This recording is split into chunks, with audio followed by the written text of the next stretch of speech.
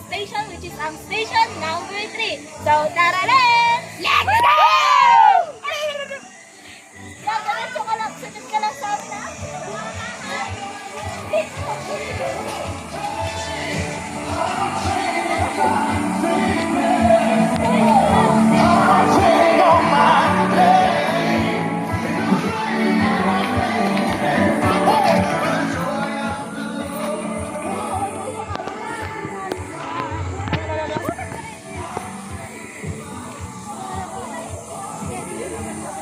Oh my God! Bubusugin niyo ba kami? Saan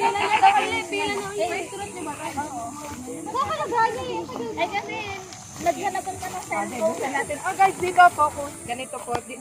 Ang name po ng ating station is Comfort. Good yung sunod.